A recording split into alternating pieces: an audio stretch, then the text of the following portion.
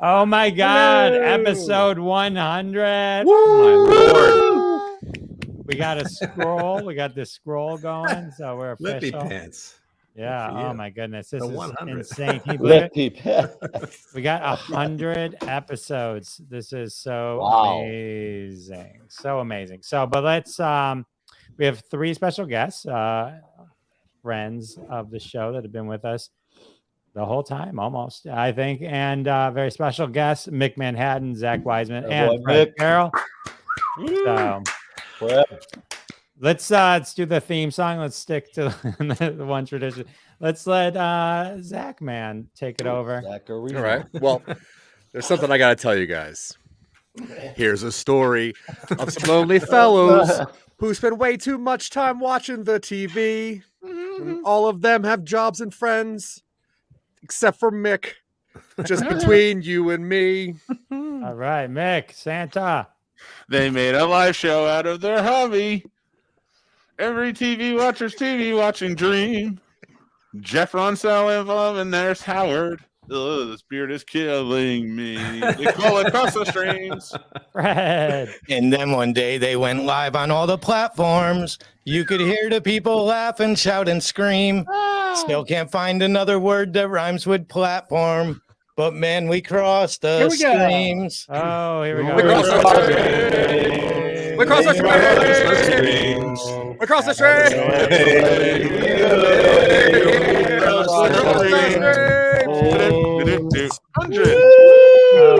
The audio. That was rough. That was rough. That was But, rough. It was rougher They're than gonna normal. love it. That was rough. So, welcome everybody to Crossing the Streams, where we answer the universal question. I just finished binge watching something. Now I got to watch something else. What should I watch? Well, we got your back.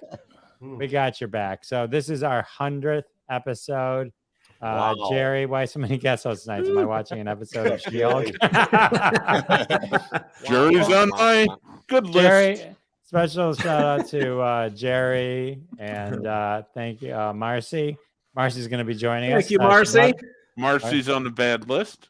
Marcy was on last week. She's going to be easy. It's that easy, guys. Bad list. It's quick. on. Listen, Naughty and Nice is copywritten, so let's. Yeah. So anyway, shout out to Carmen and Lee and Jerry. Yes. And Yes, Lee did some With us on promotion the for phone. us yesterday. Yeah. Today. CRP. Don't forget CRP. CRP. Right. Where is CRP? We have. Yeah, Yeah. CRP was an early thing. So this, a lot of people ask, and so Crossing the Streams started, how Crossing the Streams started, and why it kind of melds with my podcast, as well as it started early on. I went to Ron and Howard, and I think it was actually Ron that came up with the name Crossing the Streams, actually. And and so we. I think it was somebody else, if I remember correctly. Oh, we have a Whoa. battle here. So, no, that was a joke. So we did we filmed 2 episodes, early episodes of my podcast were titled Crossing the Streams, and I think what was it, Crossing the Streams Electric Boogaloo or something like that. I don't remember.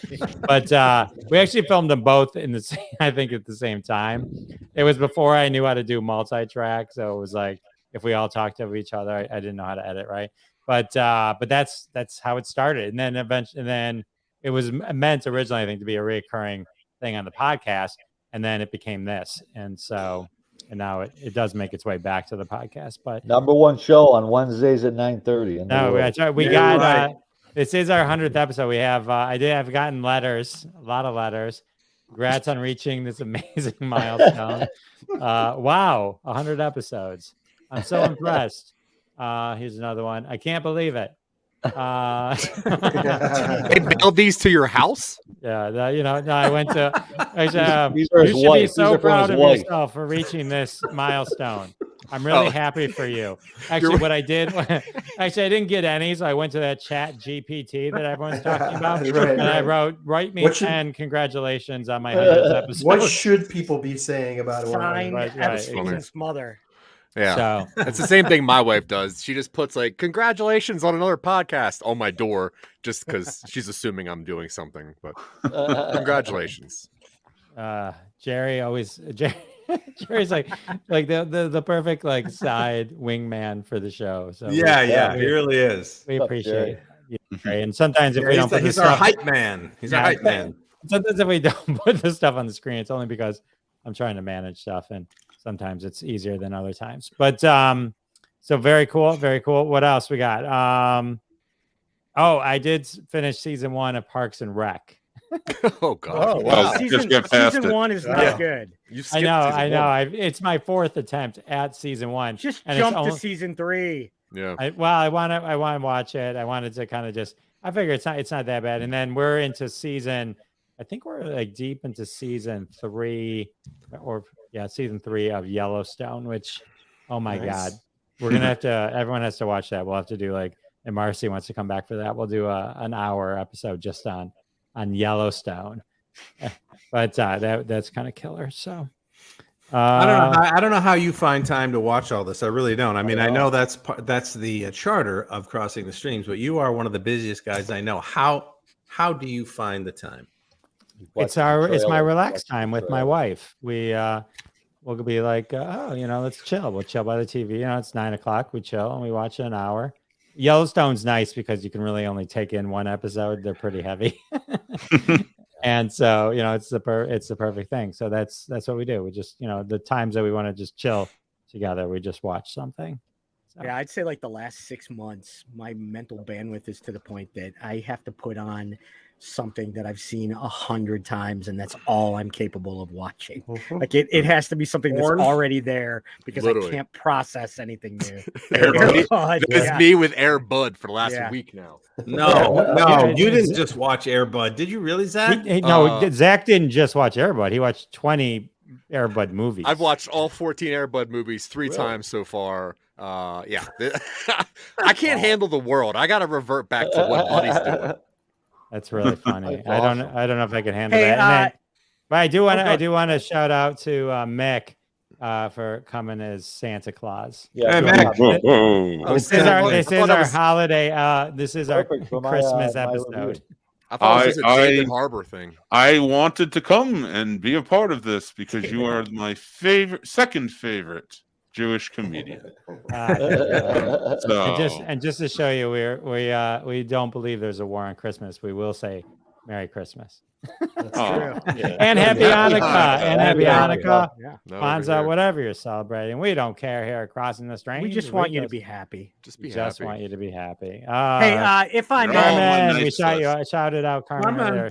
If I may, speaking of the holiday period, if I may, over the last several years, I've spent a lot of time purchasing retail things online, and therefore have developed and been put on every retailer's email, mailing list possible. Now I realize I could unsubscribe for these, but I might miss a good deal. But how dumb do they take us? Over the last 2 months, I've received from many of the same retailers. It's our fall sale, then our pre-Black Friday sale, then the Black Friday sale, followed immediately at the end of that weekend by the Cyber Monday sale, and now it's just the holiday sale. And the items that they're offering in those are all the exact same price all the way through. I think they're probably the same price in the Christmas and July sale too. If you're buying something at a price higher than in those emails, you're a moron and you deserve everything coming to you. That's funny. Oh man, it's very ranty of you. Thank you. Yeah. Oh, and I have one more thing. This is actually a Rosner redemption. In our very first episode of this show, I ranted at the Mondelez Global Corporation because the maker of Sour Patch, because I was eating Sour Patch and they got rid of the Sour Patch fruits that they used to offer, which was it was a better assortment and a mix of flavors. Now, they have not brought back the Sour Patch fruits, but they have made significantly more available packages of Sour Patch, the fruits that were in there: Sour Patch Grape, Sour Patch Sour Cherry, Sour Patch Watermelon, Sour Patch Peach. and so I'm going to redeem them and say thank you for hearing our show and at least meeting me halfway. All right, you're right. We do. That is good. Hey, we're changing the world. That's what we do. Yep. First world issues. That's what we do One here. shitty candy at a time. Speaking of shitty candies, our mutual friend Sal and Jeff, Gary Gulman, a very funny comedian, just posted on Instagram today. He was so happy that Skittles brought back the lime. I didn't know it was missing, but he's very happy about that, and apparently so are others. Probably in Marshawn Lynch's car. Gary Goldman retweeted me about a month ago. Very nice. Yeah, I was pretty excited. That was a really exciting moment. So, speaking of candy, one of the things my brother brought me back from a trip out west, which is delightful, and there's a couple of great companies that do it and have great websites, is have you ever seen freeze-dried candies? Yes. They take stuff like Skittles and they freeze dry them. Oh, no, I haven't seen that. I thought you meant like... Well, Really? like just any real candy, like freeze-dried. Oh, okay. Like gummy bears, freeze-dried, saltwater taffy, freeze-dried. And it just totally changes the consistency of it, obviously, and it's really, really good. No, it sounds good. I like frozen fruit along those lines. So we got a bunch of shows to talk about, which is exciting. We have some. Let's see, what do we got? We have let's recap last week's show just so everyone knows, because this was the run up. This our pre holiday sale for episode 100. Yes. We talked about Atari Game Over, Sprung, Rudolph, which was really about how Rudolph is a gay allegory. And then Bob caught us off guard with that one. And then Causeway. But that's the 100th. Look at that lineup. That's cool. Jeez, that's impressive. So we got Harry and Meghan, Fire of Love, Avatar 2, and then Action, I Believe in Santa. It wouldn't be Crossing the Streams without a holiday rom-com from Sal, and Violent Night, just to kind of round out even more of let's start off Sal. Let's start off with the holiday theme and let's go right into I Believe in Santa. Yeah. I'm the Ricky Henderson of the 100th episode. I'll take that lead. I'll take it. There's no chance Jeff's getting that reference. Who's following me? I'm following you. All right, good, Ronnie. Ron has the Corbin. So this is another just holiday movie I chose. This was in the top 10. Zack's in the house. This is in the top 10 of the Netflix metrics or whatever the hell that thing was that you were doing. This is in the top 3. So Zack would have watched this last night. And if he was still doing that, I don't know. Maybe he's doing it on another podcast. But anyway, it made the top 3. So I thought I'd watch it because I like these rom-com Christmas movies. And basically this one, I tell you, Jeff, just keep the tomato sauce jar slide. You can just put that away. All right. You're not no. This does not hit. No, this does not hit. Look, now we all know what these movies are about. And if you have like a 14-year-old, if you're a parent out there watching this, I know there's millions of parents watching this all over the world. If you have like a 14, 15-year-old daughter and, they want to see a Matthew McConaughey movie with his shirt off, or she does, and you're not allowing that, let her watch this movie. This is a perfect movie for a really, really young girl or guy that's just getting into the rom-coms. But the adults, if you're on a date, Bob, if you got a date tomorrow and you guys want to get a Christmas movie, or Jeff, if you and your wife have your sit on the couch watch time, do not watch this. Make sure to tell your wife not to put in. I don't have a date. I have a date with you tomorrow. We have our show. We do have our show. Anyway, basically, in a nutshell, the movie is about a girl that's a writer. Hey, what do you know? Rom-com movie where the girl's a writer. I'm still waiting for that girl to be working on the plant over at the fort, putting on screws. It hasn't happened yet, but One of these days it's going to happen. She's a writer, and she doesn't like Christmas. She doesn't like Christmas time and all that. And during the July 4th weekend, she meets a guy at a July 4th party, and they date for 5 months until December 1st. She finds out that he is just obsessed with Christmas. He's just a Christmas nut, and he believes in Santa Claus. He actually still believes in Santa Claus for kids under 10 years old. By the way, everybody, Santa's very real. Oh yeah, sorry, That's Santa. right. Here. Sorry about that, Sam. Seeing Mick up there. John Ducey is played he plays Tom, and then Christina Moore plays his girlfriend Lisa, and then the daughter. I want to get her right because she does a good job. Violet McGraw plays the little girl. Okay, she's a single mother with a kid. Obviously, every rom-com movie has a single mother. They got to have a kid in there because that's the way it is. Anyway, they date, and she finally, again, not to get into it, but she finds out that he's obsessed with Santa, and it kind of ruins their relationship because he's just so obsessed during the month of December, and they get fights over it. But all in all, they do a lot of there's a lot of Christmas caroling in it. They do a tree lighting ceremony that's pretty cool.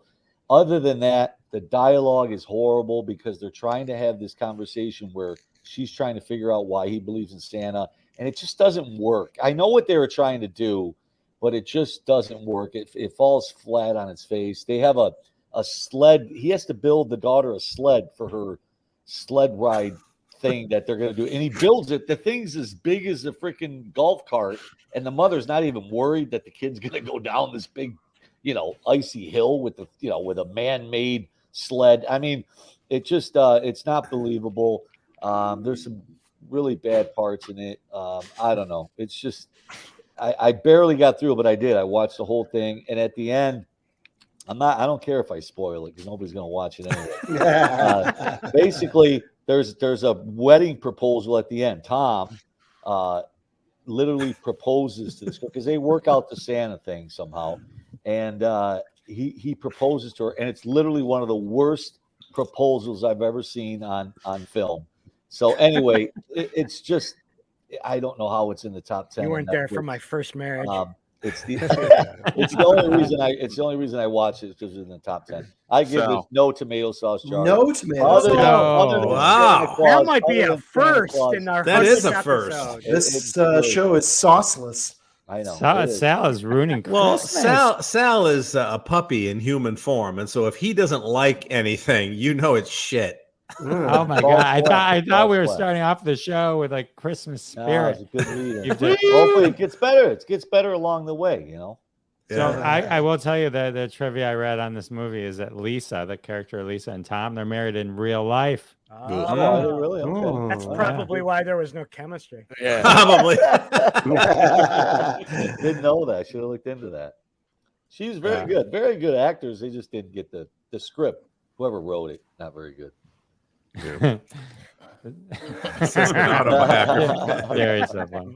Okay. All right. Well, that was fun. All right. So, Sal, I just feel bad when Sal doesn't like his rom-coms. I know how important they are to him. That's my fault. All right. Well, let's. This is a movie that I'm kind of interested in. Avatar: The Way of the Water. Avatar 2, also known as Avatar 2. And Fred saw it yesterday, and he's going to talk to us about it. I want to know.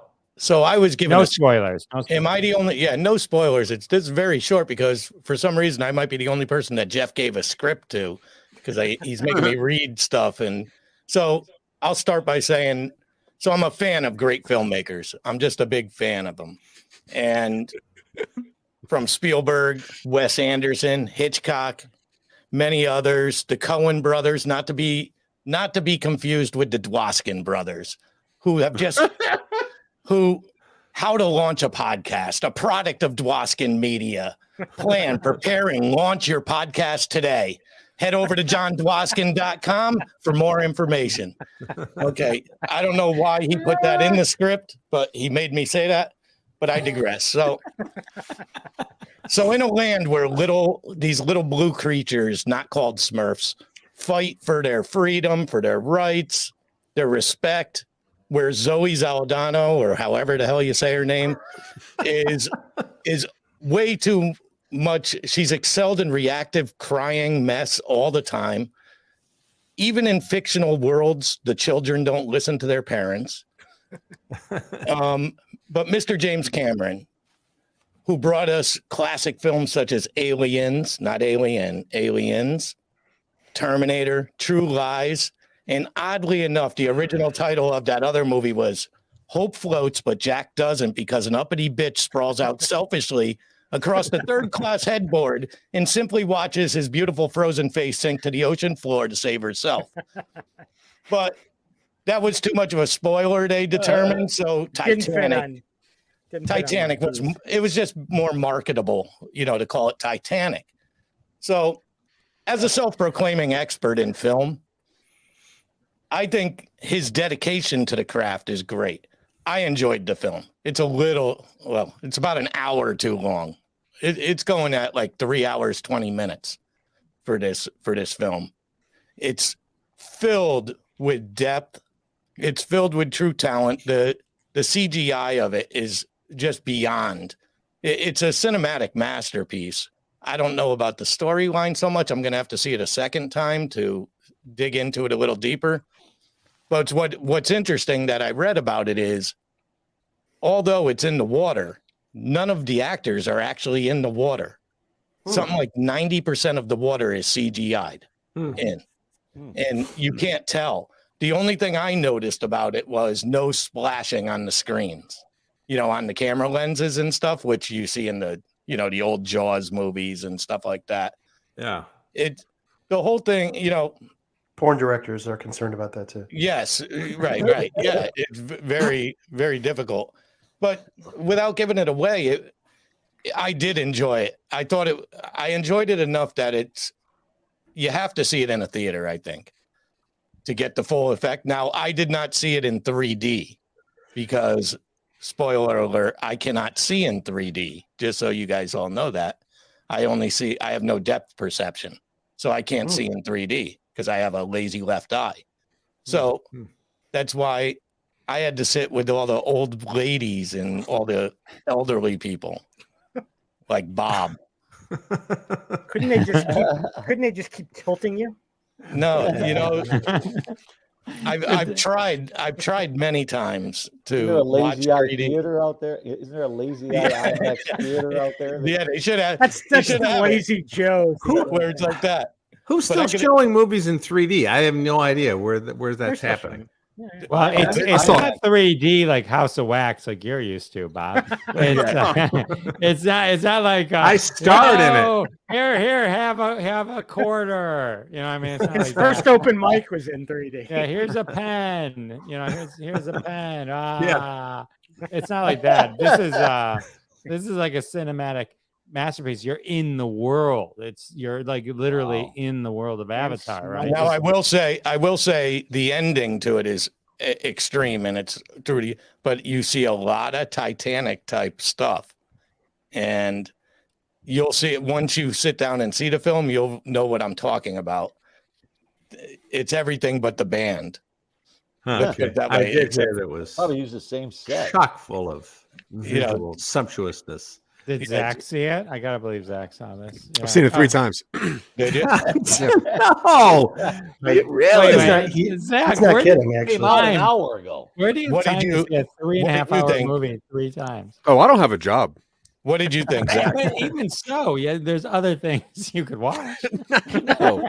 Have you been to the theaters recently? It's only Aquatar. Yeah. Did you like it? Did you like it, Zach? So you got most of it right compared to what I thought. It is a beautiful movie. It deserves to be seen in the theater. I don't know why it exists. I don't like. No one really asked for this thing because there wasn't anything that they solved from movie 1. They only kind of created more problems. So it is the first movie splashed with Titanic, splashed with The Abyss, splashed with Avatar 1. So you're right. It's beautiful, but I will say that there is a lot of underwater acting because Kate Winslet actually just broke the record for longest underwater free diving thing. Yeah. She just beat Tom Cruise Not Kate Winslet. You mean? Yeah. No, Kate Winslet. Yeah. She was in the Avatar. Yeah, she was the other tribe's wife. She was the one, like the pregnant woman. That was Kate Winslet. Right. And she actually was underwater free diving for over 7 minutes on this movie to Or- break Tom Cruise's record. So the press junket tells us, right? Yeah, definitely. They were. The training was there, and I What heard movie was Sigourney. Tom Cruise in that this It was Mission Impossible 4. It was one where he was underwater and being like sucked around while trying to grab something. It's a beautiful movie. It's not a great movie. It's a beautiful movie. Yeah, it's What well about the done. Blue Yeah, Lagoon? I Blue heard that. Lagoon What had made you want to see it 2 more times? a long Well, water the first scene. time you watch a movie, you're just being slapped by it. It's like, what is this? Like, what am I seeing? Like, what's happening? And there's just so much like exuberance and excitement and visual things just happening. The second time I watch a movie, it's like, break it down. Like, what am I actually seeing? What are these characters going through? Like, what are they telling me out of this? And then the third time I see it, it's to make sure that my critiques are accurate and I hate it as much as I thought that I would, which is most movies. Yeah. Yeah, it's I one of them things, thought but- Rodney Dangerfield in Back to School with the triple Lindy. How long was he under for that? Roughly very 20 long. seconds. Yeah. Yeah, he did okay. So that's it. That's my review for this. Make sure you head over to johndwaskin.com, learn how to start your own podcast today. I did Dwaskin Brothers. Mick Manhattan, did you see Avatar? No, but I did see this wonderful ad for the Dwaskin brothers. Yes. Let's discuss. May I just interject one point here? This may be my sole contribution to the show because I was too lazy to watch anything. Remember, the last couple of weeks, I don't know what it was, but I was going off on Hollywood excess and bullshit. And I read just yesterday that Edie Falco, she played Tony Soprano's wife, I right? saw that story. I sent this to Fred today. Yeah. Okay, this is just so it's like what do they think we are? Complete morons. Okay, so she says that she didn't even know that the movie hadn't come out already. That she thought it was, she shot the movie 4 years ago, right? And I don't know what character she plays, but she says she just thought it was never released or it must have bombed. And so all this new promotion for it, she's like, oh, and her friend had to tell her that it's just being released. I'm like, you're so full of shit. No way. Come on.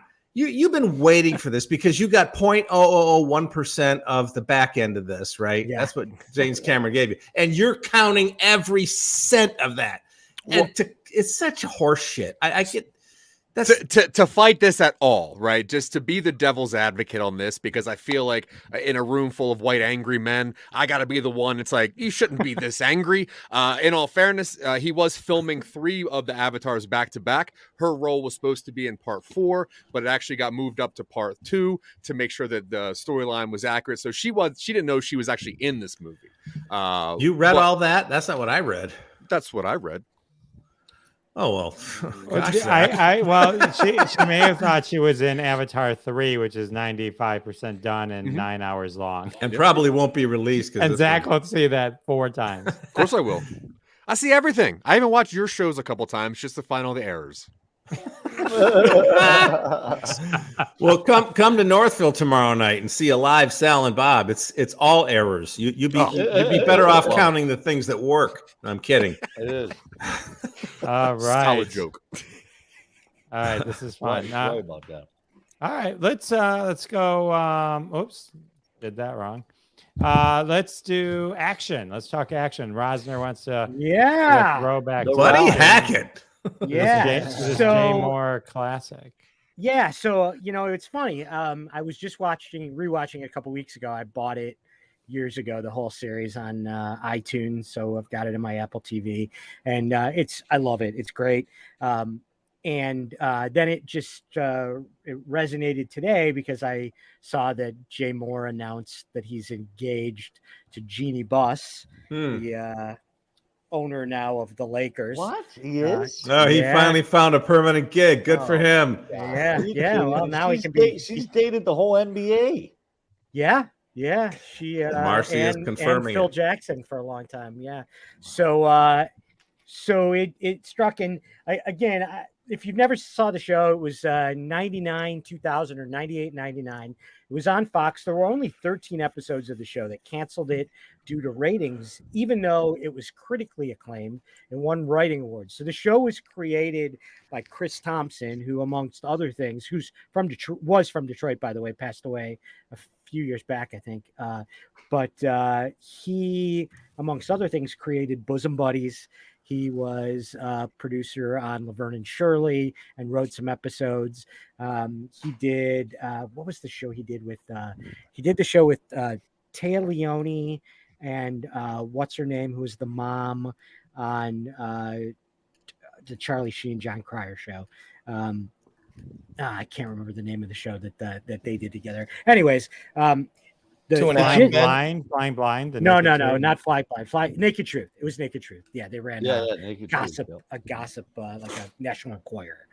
Yes. The gist of the show was Jay Moore was the star, and he is Peter Dragon, who's the biggest action movie producer in Hollywood. Basically, the show is basically an irreverent spoof on Hollywood, kind of biting spoof on Hollywood, not as slapsticky as it was kind of making fun of a lot of things about Hollywood, and really in a lot of ways kind of ahead of its time.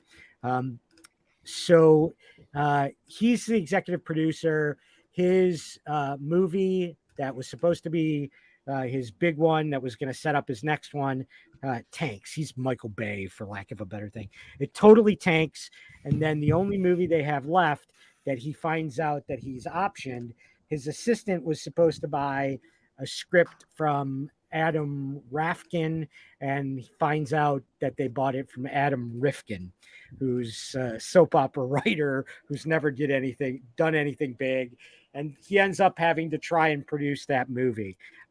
He ends up picking up a hooker before the premiere of the movie in the first episode, who used to work in Hollywood, ends up becoming his kind of girlfriend and working with them. She's fantastic. Buddy Hackett plays his uncle Lonnie, who's his head of security, chauffeur. But there's, again, it's a lot of sarcastic and smart-ass commentary about Hollywood. Every trope of Hollywood at the time is kind of touched on. Honestly and truly, it's a show that would do great now if you could download 10, 12 episodes of a season at a time on Netflix or HBO Max or any of those series. I think it would be fantastic, especially because some of the language was bleeped. But it would do great nowadays. It's available on all the regulars. You can pay for it on iTunes. You can find it on Amazon Prime. Probably episodes available on YouTube if you look. It's a really funny show, and there's a lot of good cameos. The big stars of the time, all kind of making fun of themselves. So I recommend it. Pick it up. Jay Moore. It should have been Jay Moore's big hit. And got canceled because of ratings, but critics, it won a Screenwriters Guild Award and nominated for some others. It's really, really fun. Jeff, I think you watched it back in the day. I remember the show. It was really, really great. It was something that if it had been on HBO, it would have been on for years. Yeah. That's going to be Jay Moore's epitaph. Canceled because of ratings. The guy, it's just so funny. I love the guy. I love his stand-up. But they just can't. For what now? 25 years they've been trying to find a place for him, and they just can't. Yeah. He was great in The Suicide Kings, one of the first movies I saw him in, and then I don't know why. He's good at yes, God, he's so good in that. His stand-up's good. He was married to Nikki Cox for a while. And he's done some really funny stuff. He's just never made it. No. He's one of those guys that's just a well, I'd say if he's marrying the owner of the Lakers, I'd say he made it. He's done that. Yeah, he's doing okay now. You're right, Fred.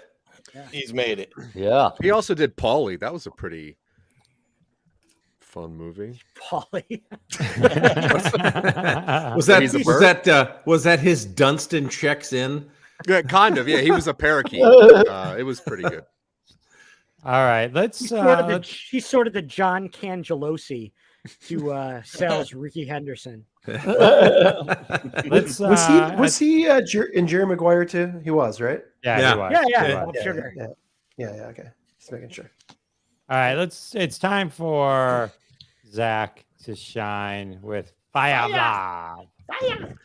Yeah, Fire Love. I'm a fan of documentaries. I like learning anything. I like stories that are told through beautiful artistic ways. I was in a movie theater once and I saw a trailer for this, Fire Love. It was done by National Geographic. And I'm like, why is there a National Geographic documentary having a trailer in a theater? And the way that it was filmed made me think that it was like a Wes Anderson movie. It had these really weird, like matted color tones. It had a really crazy, breathy, like voiceover. And it started with these two people that are just standing beside a volcano, just watching lava come out. And the narration just says, "This is the last day they're alive." Wow. And I'm like, wow, what is this? Right. So I check it out. It comes out on Disney Plus, and I saw it in the theater, but I waited for Disney Plus to watch the second time. And it is one of the most interesting documentaries I've seen, because every bit of it comes from the 70s or 80s. There's nothing new. There's nothing that they haven't gone back and interviewed anybody about this. It's just a culmination of the video that they have about these two people. Their names are Katia and Maurice Kraft, and they're volcanists. They love volcanoes. They love watching lava. They love understanding how life begins. And no, they're not fans of Vulcans. I mean, they might be, but I was confused. Yeah. So, like I said, this thing starts off with these two people that are in love, and they're equal in their jobs. They both have the same job. They both love just looking at volcanoes and understanding how this shit works. But in the very beginning of it, that this is the last day that they're alive. So now you're watching this documentary trying to figure out how these two people that are in love, how they're going to die. So it has this interesting kind of touch to it where you're watching a love story. You're watching some of the most beautiful, like awesome displays of volcanic eruptions, while these two people, these French people, are just kicking lava, like with these cool spacesuits on. So the whole thing goes through, and like I said, it's narrated by Miranda Julie. And it's all based on just old footage. Now, the thing that strikes me the most is that they are just so in love with each other. One of the things that she says is, look, if he's going to die, I would rather be with him. And that's the kind of stuff that I'm into. I'm into real love. You know what I mean? Not just like fake love, like I want to be angry at my wife kind of love like you guys are into. I want actual love where somebody wants me to do what I'm loving and also love what they're loving while they're loving me. But the thing is that they're going to die, and you know that. So this is a story of love, a story of ending, while also watching the birth of this planet. Lava is the newest thing on the earth, right? So you're watching these people in their degradation while loving each other at their most, while also watching the earth begin. So it's a beautiful thing of watching people dancing on volcanoes, knowing that they're going to die at the end of the day. And they're not like just danger seekers. They really want to understand lava, and they want to understand volcanoes to help out the world, which is cool. And they love it. And then they die. And it is gorgeous. It is, though it's done by Wes Anderson, the way that it's filmed, the way that it's like put together and edited, it has just such a sweeping quality that makes you just want to just sit back in your couch and just be like, I don't know what I'm about to watch, but it is so gorgeous how this is happening. I absolutely loved it. The score is cool. It has this real kind of like 80s techno. It's done by one half of a group called Air. If people are old musicians, half of that group is the one who does the score. Air Supply. We're familiar Not with Air other Supply. half. No. Yeah, Supplies.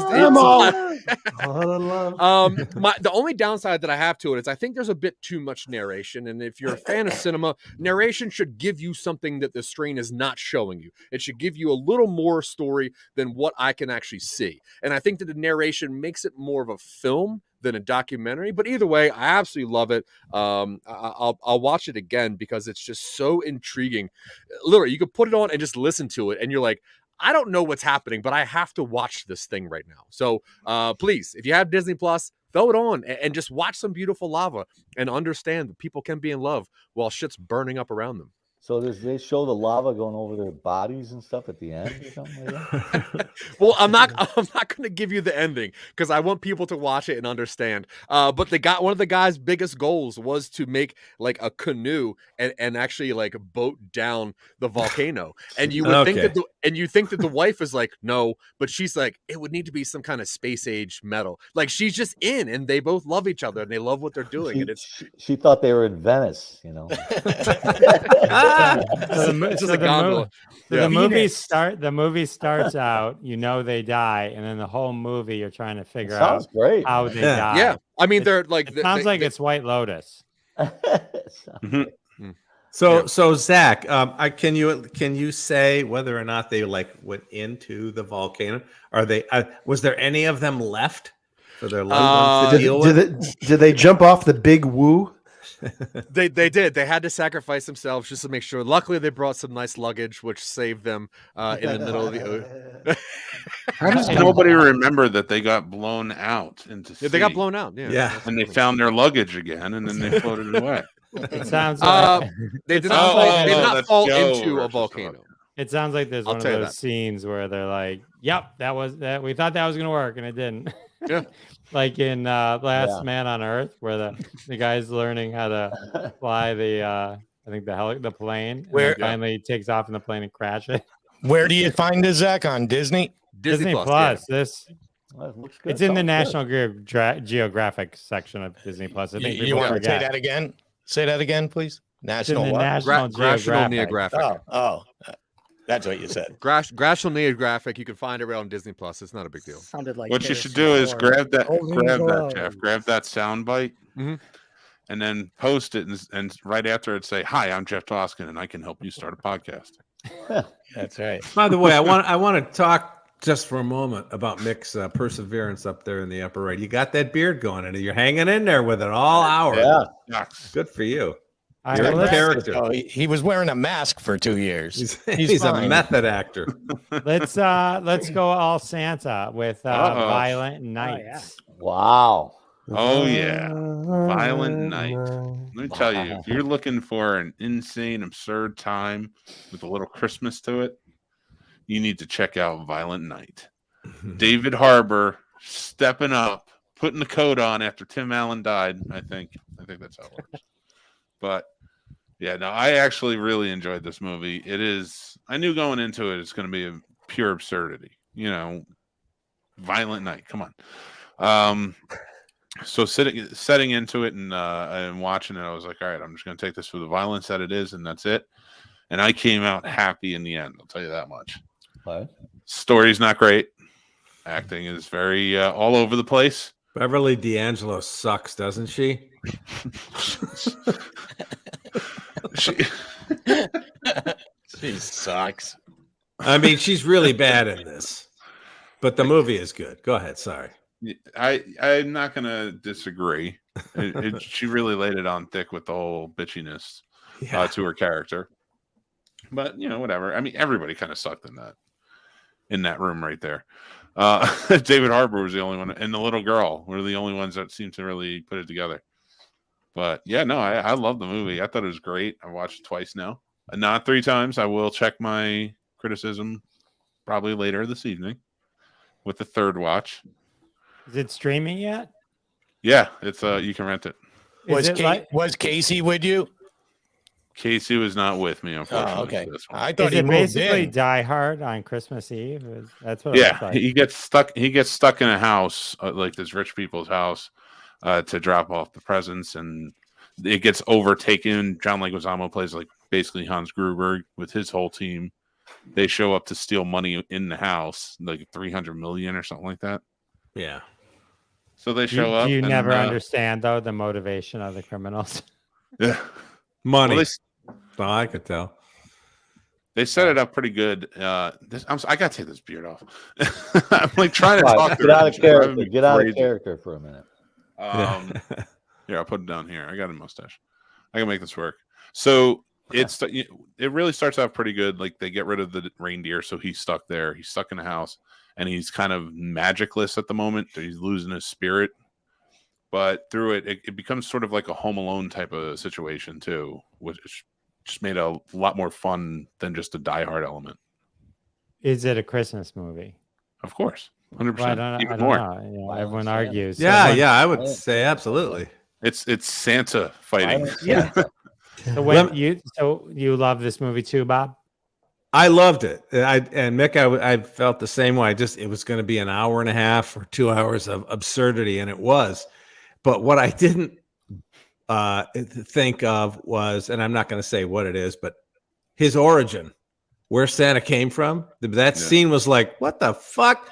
Where did that come from? But it made perfect sense in the end.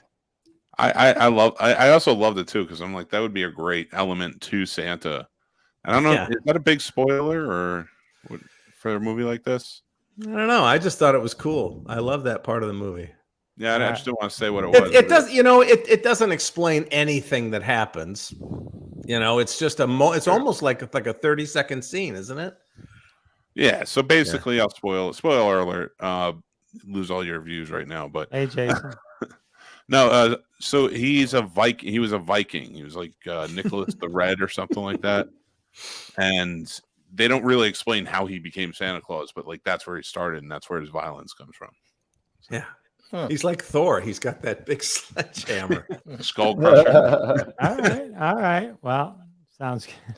I don't think Jeff will be watching this with his wife, but no, I do want to watch this movie. This movie looks great. I love David Harbour. He's great in this. Yeah. All right. Let's try and suck whatever moral fiber.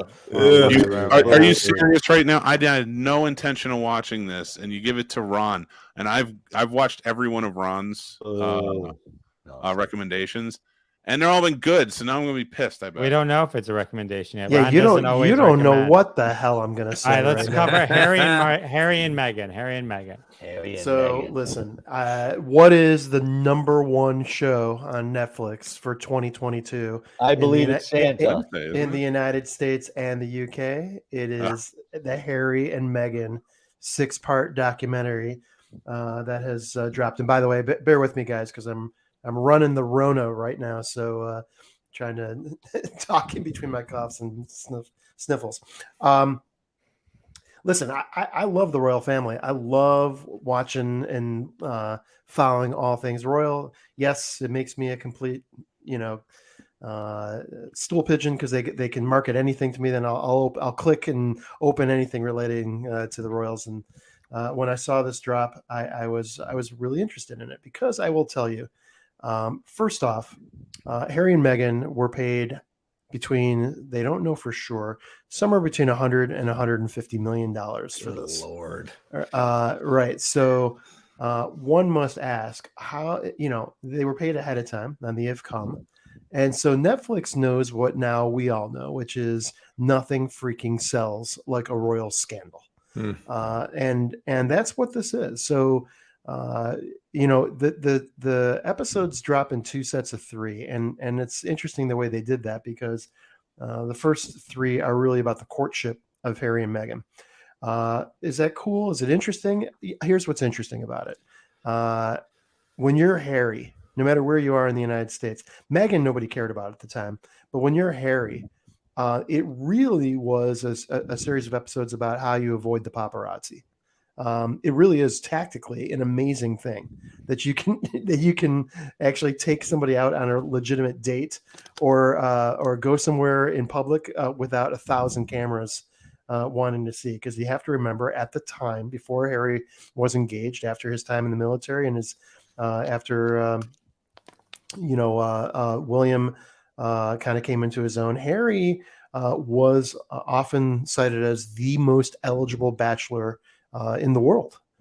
As a matter of fact, a lot of my buddies and I would talk about whose male life would you want to live more than Harry, and the only one that I think anyone could come up with was Tom Brady at the time, but maybe not so anymore. So yeah, the first 3 episodes are about the courtship, and it's interesting because they have to do all kinds of crazy things to avoid the cameras, and they basically it's just a matter of time before they're discovered and before this meets the press and the tabloids, which is another interesting footnote. I'll just say this, that I learned. I guess I had not really had a good appreciation for how much tabloid news runs the British news market.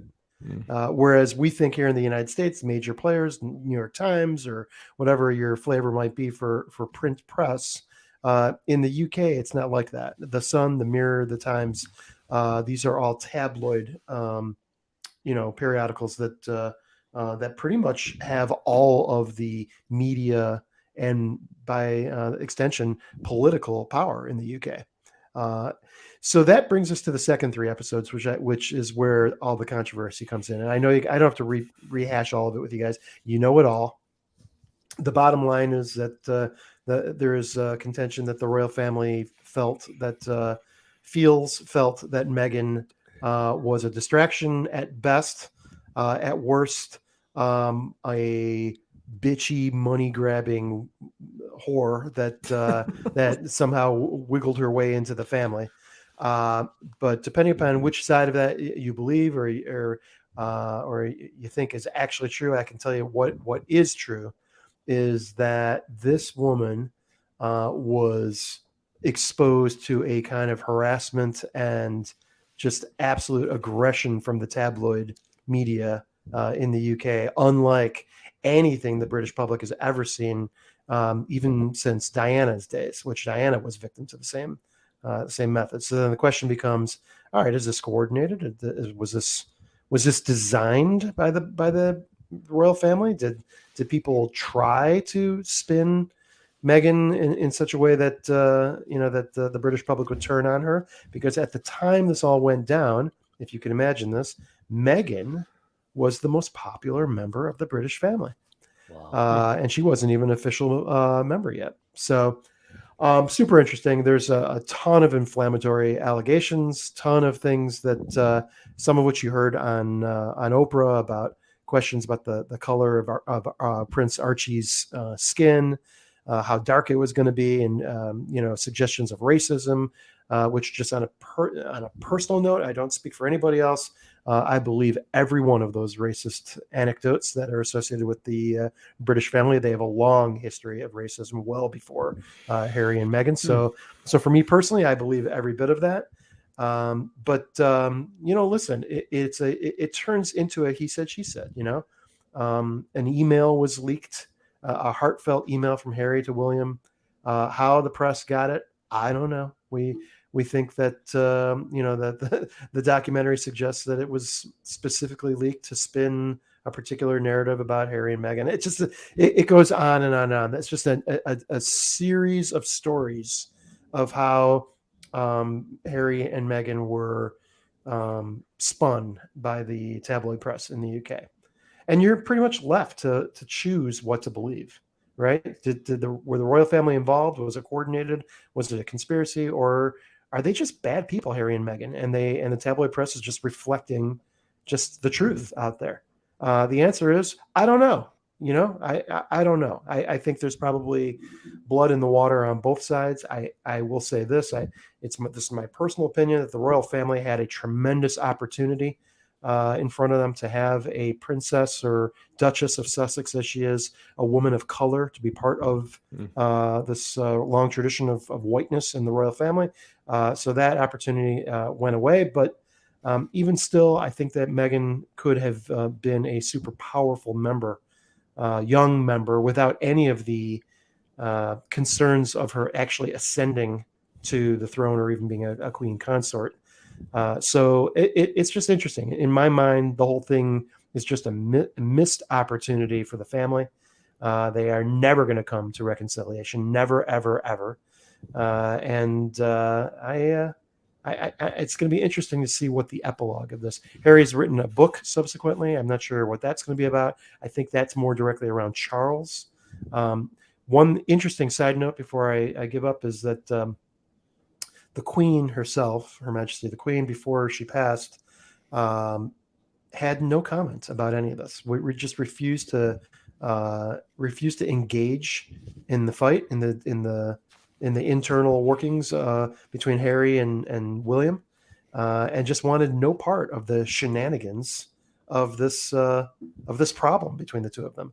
And when she died, she even then had no public comment or no anything that would lead anybody in the public to understand what her opinion was about the whole thing, which is kind of damning. Actually, it just speaks to a little bit of how cold they are. So never complain, never explain, right? That was their motto. So do I recommend Harry and Meghan? No, I'm not going to say I recommend it, but I will just say this: if you're like me and you're just fascinated by the royal family, then it's a good watch. If the royal family ain't your thing, it's not going to compel you. You're not going to be interested, and I don't recommend it. So it's a matter of your own personal taste. For me, right up my alley, and I enjoyed every bit of it. And if you are into the royal family, I highly recommend. I'm ancillary on it. I gotta tell you though, if you Google Kate versus Meghan UK headlines, I mean, it's insane how they attacked Meghan for exactly the same things they made Kate Middleton out to be an angel about. Like the same thing. Right. Like there was something about, a picture of Meghan with her hands in her pockets and they just too far and they just like slamming her, even though there's a million pictures of the Queen. Yeah, they wore Jeff. They wore literally the same dress, like 2 years apart. That was off Kate's shoulder, and the tabloids went on about how sexy and beautiful Kate was.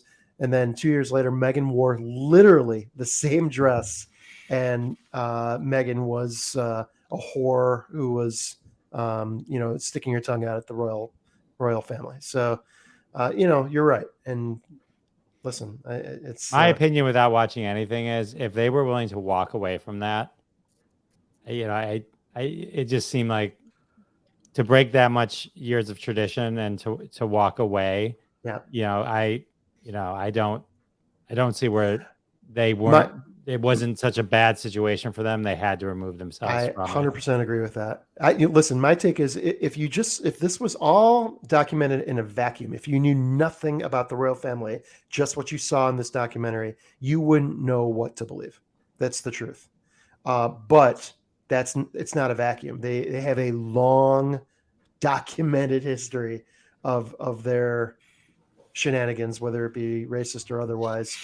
So it makes some of these claims very easy to believe, in my opinion. And the other thing, like with Diana, they also have a history of not liking the new person being more popular 100%. than everyone else. 100%. They got a real problem with that.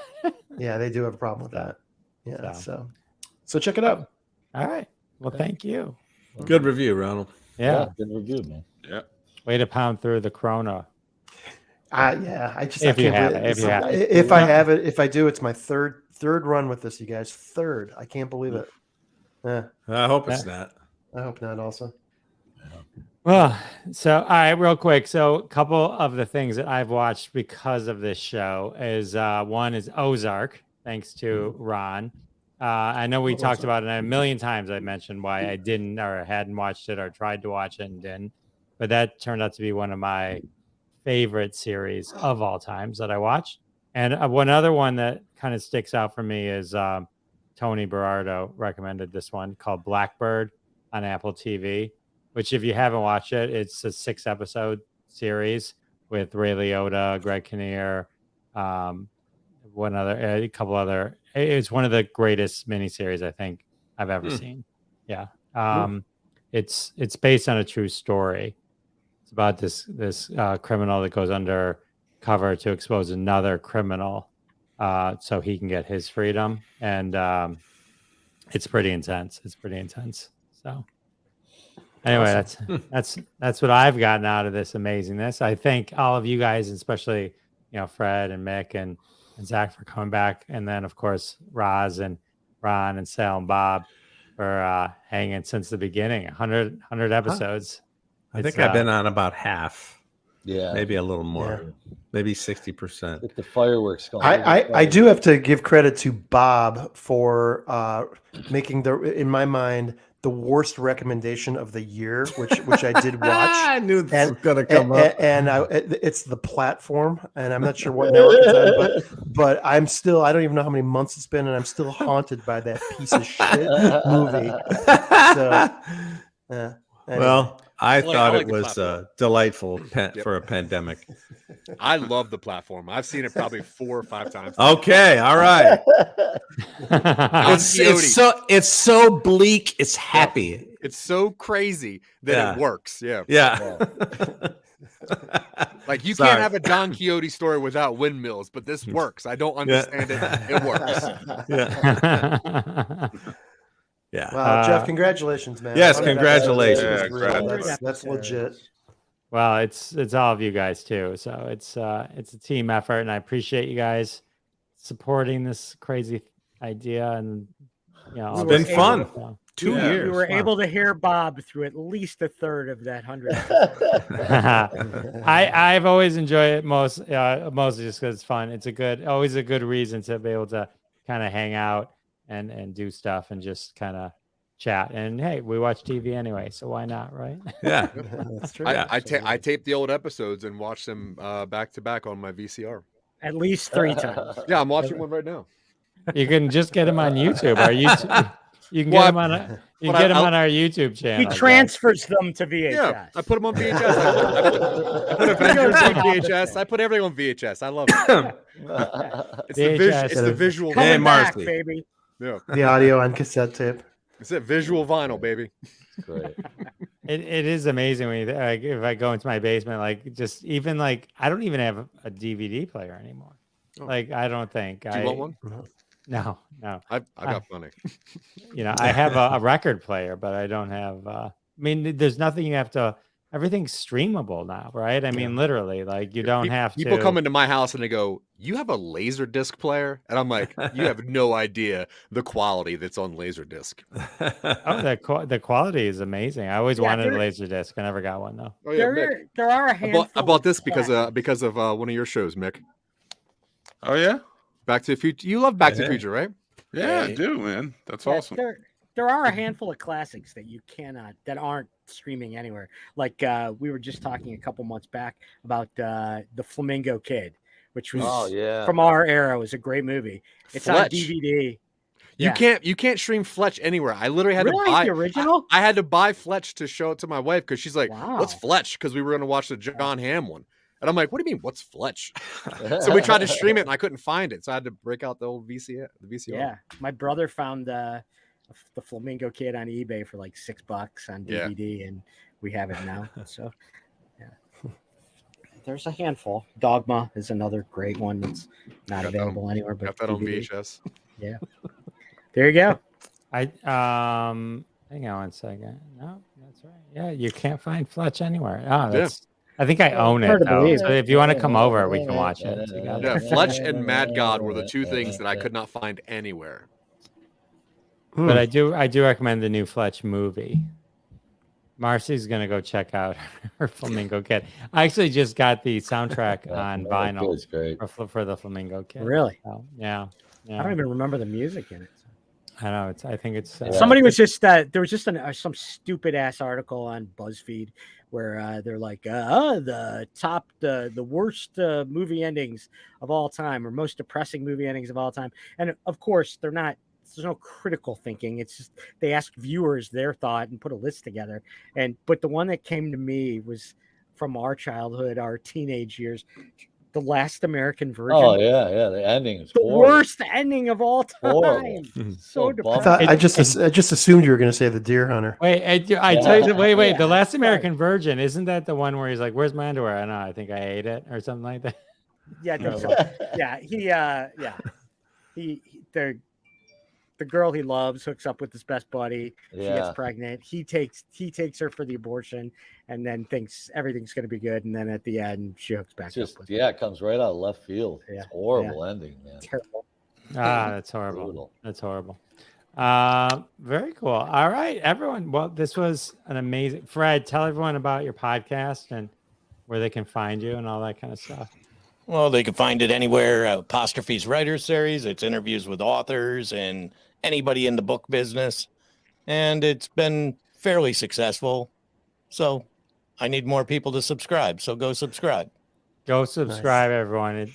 Fred does a great job. Should hook up and co-promote with Jeff's brother. All right, JohnDwoskin.com.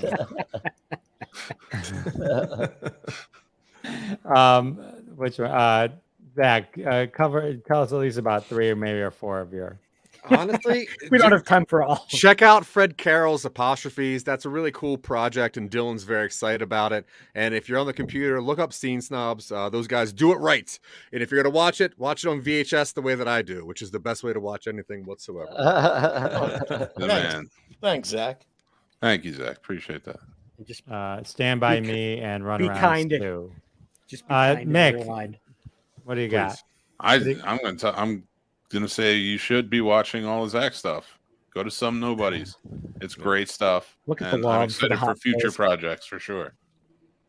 Awesome. All right, Bob, say goodnight. Oh, I just want to say thanks for having us on as OG members. Right, 2 years of this, and feeling pretty good about that. And I was just thinking back to all the technical problems that you were patient with me, and till I got the right equipment. And I just thought it would be really funny, like it'd be weird, right, on the 100th episode. That was amazing. Wow. So well done. What an exit. Yeah, What an remember exit. when that used to be a thing where you'd have Yeah. to choose when Bob would drop from the show. Howie, say goodnight. Good night, everybody. Congrats to all my fellow folks here, and it's been fun to be part of 100 episodes. Ron. Yeah, it's impressive. 100 episodes. So congratulations, Crossing the Streams, and looking forward to the next 100. Absolutely. Sal, say goodnight. Again, just like everybody else just said, congratulations, Jeff, for putting this together. It's a good time. And SalDemilio.com. And that's it. Good night. And Merry Christmas, everybody. Merry Christmas. Happy New Merry Year. Christmas, We'll see everyone. you All guys. right. Hanukkah. Yeah, check out Sal and Bob Show. Check out Classic Conversations, all that good stuff. And we'll see you next time. Good night, Peace. everybody. Good night, everybody. And that has been another episode of Crossing the Streams. Join us every Wednesday at 9:30 p.m. Eastern Time, live on Facebook and YouTube. Follow the Jeff DeWaskin Show on YouTube to be alerted every time we go live with your hosts, Jeff DeWaskin, Ron Lippett, Howard Rosner, Bob Phillips, Sal D'Amelio. We're all in the socials. Follow us, listen to our podcasts, Classic Conversations, and the Sal and Bob Show. Check them all out, and we'll see you next week and every week when we cross more streams right here. See you then.